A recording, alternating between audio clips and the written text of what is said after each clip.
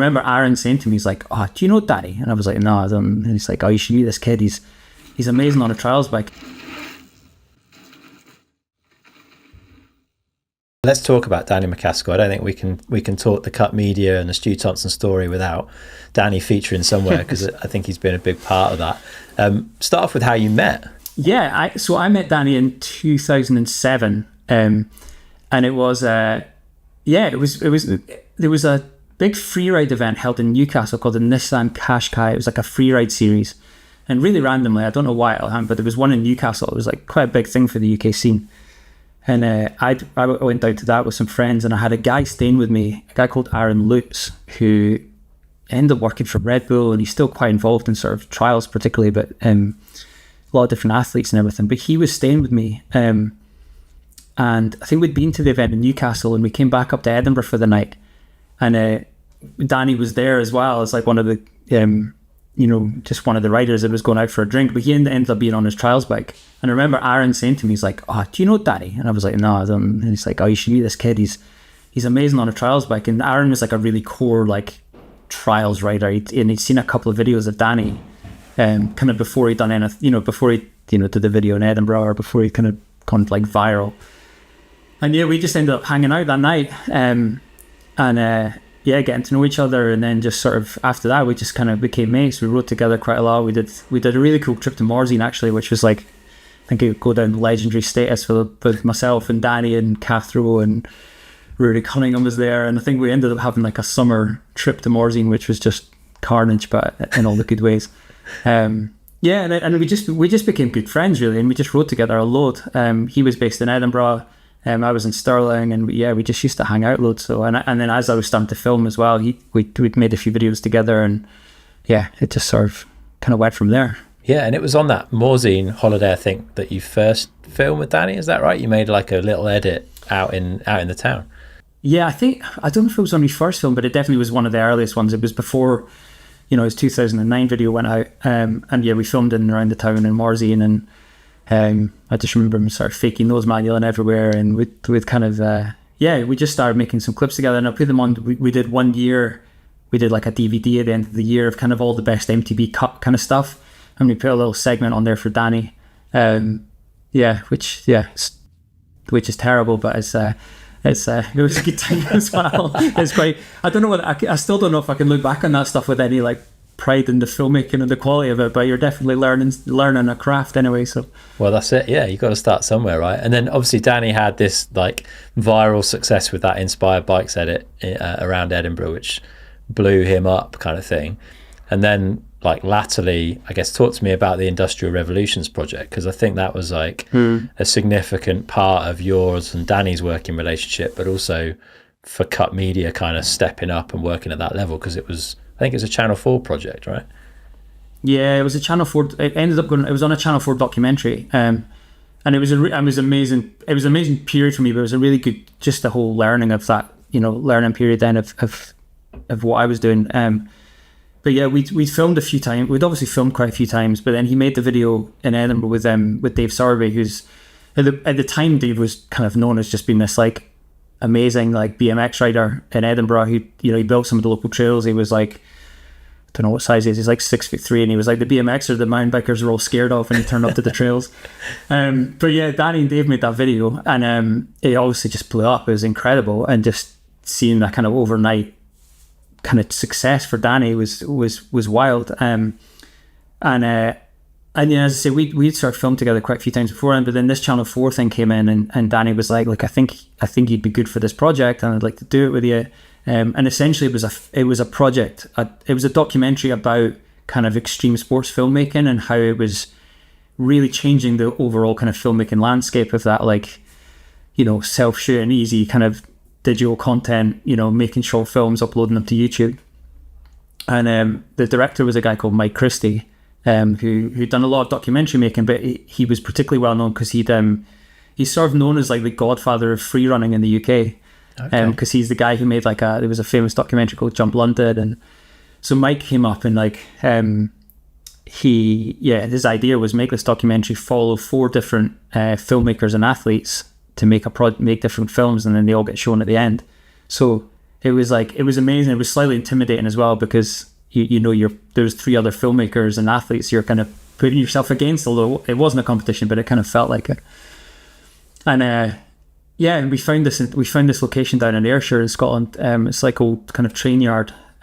We'd just been literally Googling like at home trying to find the location. We found this location, and it was such a cool, like, again, it was like kind of looking back and like rose tinted specs and everything, but for me it was a really special time, because there was myself and Danny, and then our friend, guy called Nash, who runs a bike shop in Aviemore these days. But we the 3 of us stayed in one travel lodge room for like just over a week, and just went to this place every day and made this riding edit. And it was so like, it was so simple. It was like me, I had a 5D camera, I had 3 lenses, tripod, and like a mini jib, and that was it. And the 3 of us just went to this place every day to kind of shoot some riding. We found a song for it really early. We had played that when we were filming, and even like Danny only had 1 t-shirt, so he wore the same t-shirt every day for like 7 days riding. And it was brilliant. And then the film at the end, like it's still to me like the piece of work that I'm most fond of everything we've done, is such a simple, like, pure film of like Danny riding and exploring this location.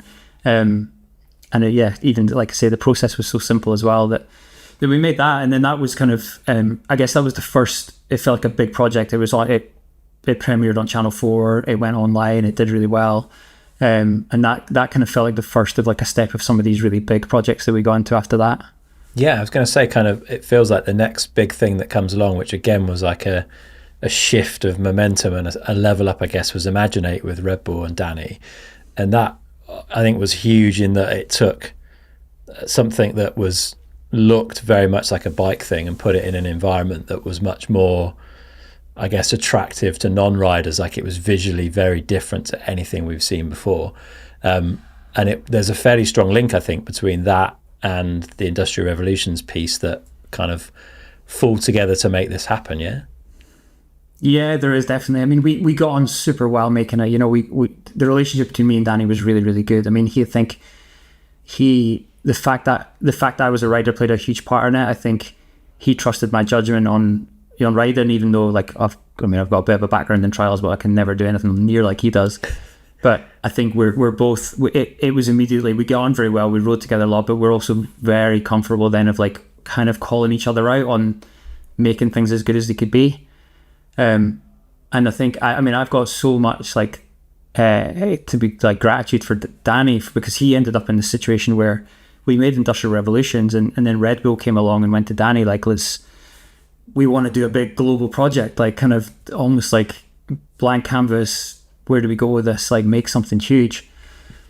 And I think at the time they were thinking like, big commercial, big production. Like it was obviously, they were investing a lot of money on it, and it was a big thing to Red Bull. And Danny was like, I want you to do it.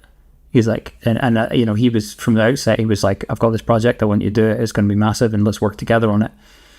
And then, absolutely fair play to the team at Red Bull, who some of them, like, we still know them all and have a great relationship with.